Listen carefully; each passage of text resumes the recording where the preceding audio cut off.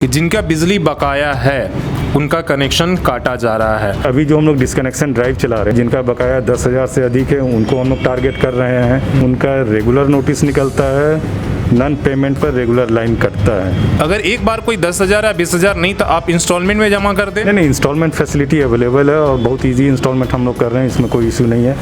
लेकिन जो बकायेदार है, जो मात्र अगर लॉकडाउन का अवधि हम देखेंगे तो लॉकडाउन के हम लोग अभी जो टच कर रहे हैं 10,000 एंड अबव टच कर रहे हैं। तो एक 10,000 एंड अबव का बिल का मतलब है कि लॉकडाउन से भी पहले 1-2 साल से लोग पेमेंट नहीं कर रहे होंगे।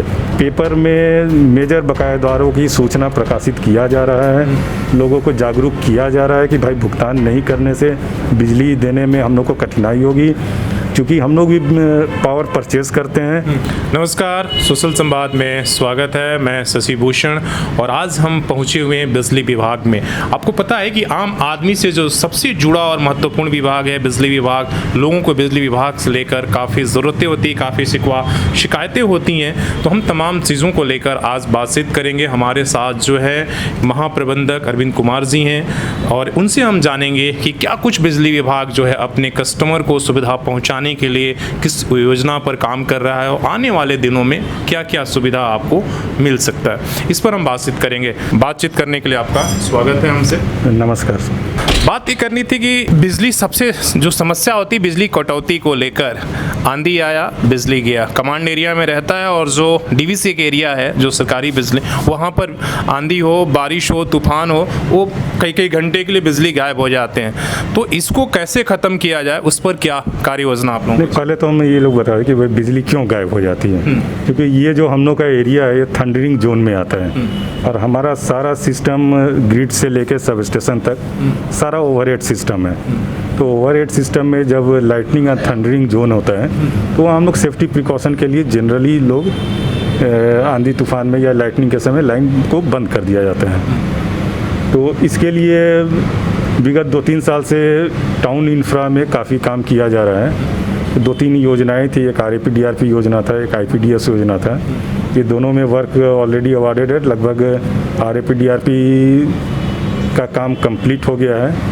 इसमें जो हमारा इंफ्रा था उसमें टाउन में कुछ एडिशनल इंफ्रा का क्रिएशन था, अब प्लस कुछ जो हमारे इंफ्रा पहले से थे उनका मेंटेनेंस का भी था। तो RAP-DRP और कुछ इम्पोर्टेंट फीडर्स का अंडरग्राउंड वर्क था।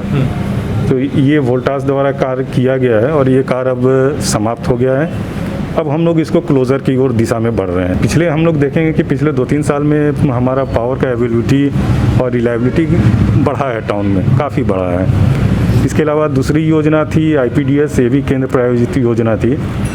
इसमें भी इंफ्रा का कुछ एडिशनल क्रिएशन था, प्लस जो पुराने हैं जो एग्जिस्टिंग इंफ्रा है उसका मेंटेनेंस एंड अपग्रेडेशन था। तो ये वर्क कोविड के चलते थोड़ा सा 3-4 महीना का जो बैकलॉग हो गया है, उसके चलते ये दिसंबर तक का समय उन लोगों को दिया गया है एजेंसीज़ को। और इसके अलावा एक स्टेट की योजना है जसबे योजना, जो प्योरली स्टेट योजना है और इसमें हमारे important 33 kV and 11 kV feeders को अंडरग्राउंड करने का प्रस्ताव है। ये भी काम अवार्डेड है और एजेंसी काम कर रही है। गर्मी के दिनों में क्या होता है, अक्सर ये सुना जाता है कि ओवरलोड की वजह से ट्रांसफार्मर जल गया, इस तरह की परेशानियां आती है। तो क्या विभाग जो उस पर काम कर रहा है कि अब गर्मी में ऐसी परेशानी नहीं हो, अगर जहां 100 kV की जगह 200 kV या 400 kV की अगर ज़रूरतें हैं तो उसको पूरा किया जा सके? देखिए, अभी जो हम बता रहे थे कि RAP-DRP योजना में जो वर्क हुआ है, इसमें ये हमारे शहरी क्षेत्र में 600 से अधिक एडिशनल ट्रांसफार्मर लगाए गए हैं। तो ट्रांसफार्मर, अब हमको नहीं लगता है लोड पर जलने की शिकायत है। ट्रांसफार्मर जलने का अभी मुख्य कारण लाइटनिंग है और थंडरिंग है। ओवरलोड की वजह से आज शहरी क्षेत्र में कोई ट्रांसफार्मर जलने का अभी शिकायत नहीं आ रहा है। मेनली थंडरिंग है या ट्रांसफार्मर अपना लाइफ पूरा कर लेता है, कोई टेक्निकल फॉल्ट हो जाता है उसके कारण है। ओवरलोडिंग से अब वो शिकायत नहीं हो रही है। दूसरा जो IPDS योजना है, इसमें भी हम लोग लगता है 100 के आसपास एडिशनल ट्रांसफार्मर ये शहरी क्षेत्र में लगाए हैं। अभी विद्युतीकरण की अगर हम बात करें ग्रामीण और शहर दोनों में, क्या यहाँ 100% हो चुका है? और दूसरा सवाल कि अगर हो चुका है तो क्या आज भी जो है यहाँ पर कई इलाकों में ऐसा देखा था कि बांस के द्वारा लोग ले जा रहे थे, क्या हम अभी कह सकते हैं कि हमने सब जगह पोल पहुँचा दिया या अभी पहुँचाने की प्रक्रिया चल रही है? अगर नहीं है, अगर कहीं पोल नहीं है तो लोग क्या करें, कैसे संपर्क करें और कब उपलब्ध हो पाएगा? देखिए, हम लोग का जो भी काम था RFPDRP में बहुत सारे ऐसे एरिया में जहाँ बांस बल्ली था उसको पोल से कन्वर्ट कर दिया गया है। और इसके अलावा अगर और भी कहीं ऐसे क्षेत्र हैं तो लोग अपने जो नियरेस्ट SDO के ऑफिस हो या एक्सटीएम के ऑफिस हैं वहाँ आवेदन कर सकते हैं। उसको हम लोग बजट में प्रावधान करा के उसको प्राथमिकता के आधार पर करने का कोशिश करेंगे, पोल देने की कोशिश। हाँ, पोल देने का। एक चीज़ और था सर, विभाग से जुड़ा हुआ था, अभी जो कलेक्शन या मीटर रीडिंग का काम शायद प्राइवेट एजेंसी करती है और उनको शायद ऊर्जा मित्र बोलते हैं, उन लोगों की कई बार ये शिकायत रही है मेल के माध्यम से, डिमांड के माध्यम से कि हमें लॉकडाउन की सैलरी मिला नहीं, कंपनी एजेंसी जो है वो नहीं दे रही है, अभी भी सैलरी उन्हें नहीं दे रही है, तो क्या उसको लेकर आपके द्वारा कुछ किया जाएगा और उन्हें सैलरी कब मिलेगा? देखिए, ऊर्जा मित्र जो हम लोग रखे हैं आउटसोर्स एजेंसी के द्वारा रखा गया है ना, तो उसका पेमेंट और जो भी एस्टेब्लिशमेंट है सब उस एजेंसी को करना है। उस एजेंसी का जो विपत्र है उस विपत्र का भुगतान वो विपत्र रेज करता है, वेरीफाई होने के बाद हमारे तरफ से किया जाता है। लेकिन हमारा भुगतान हो चाहे नहीं हो या विलम्ब हो, उससे उस एजेंसी को अधिकार नहीं है कि अपने एम्प्लॉयज़ को पेमेंट ना करें, ठीक है ना। ऐसी शिकायत हम लोग को अभी मिला नहीं है, अगर मिलेगा तो हम लोग एजेंसी पर जरूर नहीं, वो लोग DLC के सामने कंप्लेन किया है और जो भी है तो ऐसा इसलिए कि वो कहीं ना कहीं प्रिंसिपल एम्प्लॉय होने की वजह से ऊर्जा विभाग पर वो लोग हैं और वर्षों से काम करते आ रहे हैं। तो क्या आपके द्वारा से डायरेक्शन की भाई कम से कम आप जो मेजर वो आपके हिस्से हैं, अगर उनका शिकायत आता है कि हम लोग को भुगतान नहीं हुआ, हम लोग जरूर एजेंसी को बोलेंगे कि आप इनका अविलंब भुगतान कीजिए और नहीं भुगतान करने की स्थिति में उनका बिल को रोका जाएगा। हमको आम आदमी से जुड़ा हुआ जो अभी आपके यहाँ चल रहा है कि जिनका बिजली बकाया है उनका कनेक्शन काटा जा रहा है, तो कुछ लोगों की ये सवाल था जिससे लोगों ने कहा कि अगर मान लीजिए हमारा अगर लॉकडाउन में जो स्थिति हुई है पूरे देश पर संकट था तो हम लोगों का भी ये दिक्कत स्थिति हो गई है, तो उसमें मतलब क्या कोई राहत नहीं दिया सकता है कि आप अगर एक बार कोई 10,000 या 20,000 नहीं तो आप इंस्टॉलमेंट में जमा कर दें? नहीं, इंस्टॉलमेंट फैसिलिटी अवेलेबल है और बहुत ईजी इंस्टॉलमेंट हम लोग कर रहे हैं, इसमें कोई इशू नहीं है। लेकिन जो बकायेदार है, जो मात्र अगर लॉकडाउन का अवधि हम देखेंगे तो लॉकडाउन के हम लोग अभी जो टच कर रहे हैं 10,000 एंड अबव टच कर रहे हैं। तो एक 10,000 एंड अबव का बिल का मतलब है कि लॉकडाउन से भी पहले 1-2 साल से लोग पेमेंट नहीं कर रहे होंगे, ठीक है ना। तो लॉकडाउन से इसको जोड़ना ठीक नहीं है। जो हैबिचुअल नॉन पेयर हैं जिनका बकाया 10,000 से अधिक है उनको ही हम लोग टच कर रहे हैं। और इसके अलावा भी हमको लगता है पिछले 2 लॉकडाउन ख़त्म होने के बाद से पेपर में मेजर बकायेदारों की सूचना प्रकाशित किया जा रहा है, लोगों को जागरूक किया जा रहा है कि भाई भुगतान नहीं करने से बिजली देने में हम लोग को कठिनाई होगी, क्योंकि हम लोग भी पावर परचेज़ करते हैं और परचेज़ करने के बाद हम उपभोक्ताओं को पहुंचाते हैं। अगर मेरे पास पावर परचेज़ की कैपेसिटी नहीं होगी तो हम अच्छी बिजली नहीं दे पाएंगे। तो कई कंज्यूमर कहते रहते हैं कि मतलब हम EMI मतलब इंस्टॉलमेंट देने के लिए तैयार है, लेकिन कंपनी जो है वो बोली वन टाइम करिए, 80% जमा करिए तभी हम आपका ये करेंगे।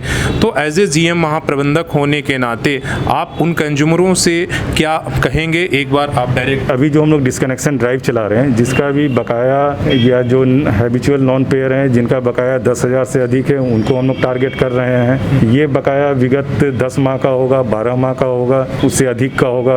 अगर ग्रामीण क्षेत्र में देखें तो 2-3 साल का बकाया होगा। तो हाँ, उपभोक्ता से मेरी तो यही रिक्वेस्ट होगा कि भाई आप लोग समय पर भुगतान करें, कोशिश करें कि हर महीने का बिल महीनेवार देते जाए, जिससे ना आपके बजट पर भार पड़े और हमारा आर्थिक स्थिति भी सुदृढ़ रहे। एक लास्ट सवाल ये रहेगा, जैसे इसी से जुड़ा हुआ, जब हम आम कंज्यूमरों को 10,000 के अब काट रहे हैं, लेकिन एक तरफ दूसरी तरफ देखा जाए कि जो कंपनियां हैं, जो इंडस्ट्री है, उनके पास लाखों और करोड़ों का बिल जमा हो जाता है, तो सर उनके खिलाफ क्यों नहीं ड्राइव चलाया जाता है? और दूसरा कि जो बिजली चोरी का मामला होता है, कहा है आम आदमी पकड़ा जाए लेकिन कंपनी भी चोरी करने में बहुत आगे है। प्राइवेट जितने भी फैक्ट्रीज़ हैं, गवर्नमेंट को अगर हम लोग छोड़ दें, प्राइवेट जितने भी फैक्ट्रीज़ हैं उनका रेगुलर नोटिस निकलता है, नॉन पेमेंट पर रेगुलर लाइन कटता है। कुछ कुछ फैक्ट्रीज़ हैं, कुछ आप लोगों को भी मालूम होगा, कुछ फ्यूल सरचार्ज और केवीए चार्ज के चलते high court and supreme court में जो मामले थे उनके आदेश के चलते जो है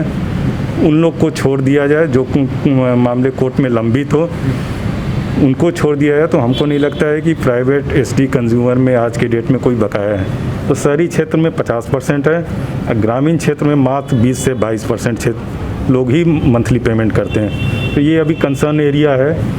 2-3 महीना से हम लोग रूरल क्षेत्र में भी काफ़ी अनाउंसमेंट एंड जागरूकता करवाए हैं। हर रूरल एरिया में आप देखिएगा कि अनाउंसमेंट होता है कि बिजली बिल जमा कीजिए, समय पर जमा कीजिए। अब प्लस वहाँ के जो लोकल रिप्रेजेंटेटिव हैं, मुखियाज हैं, उन लोग से भी हम लोग संपर्क में रहते हैं, लोकल अफसर लोग संपर्क में रहते हैं। चलिए, बहुत बहुत धन्यवाद। हमने तमाम सवालों पर जवाब जो आम आदमी से जुड़ा हुआ था, एक आम उपभोक्ता के नज़रिए से हमने लेने की कोशिश की। वो सभी जगह पोल पहुँचाने के हो, जो बांस का सिस्टम था वो ख़त्म होने की हो, या बिजली बिल अभी जो ड्राइव चल रहा है कि अगर आप बिजली बिल जमा नहीं कर रहे हैं लंबे समय तक और आपका 10,000 से अधिक अगर बिल हो गया है तो आपका कनेक्शन कट जाएगा। इसलिए आप अपना कनेक्शन के लिए आप बिजली बिल जमा करें और हो सकता है तो विभाग जो है उसमें इंस्टॉलमेंट की सुविधा देगी। इन सवालों पर भी हमने लिया और ऊर्जा मित्रों को भी, अगर आपकी एजेंसी अगर आपकी पेमेंट नहीं कर पा रही है तो आप आकर यहाँ बिजली विभाग को बताएं, ज़रूर जो है विभाग के द्वारा उस पर जो है उचित जो कदम है उठाया जाएगा। अभी तक के लिए इतना ही। अपने सहयोगी CS राममूर्ति के साथ मैं शशि भूषण, सोशल संवाद न्यूज़ झारखंड।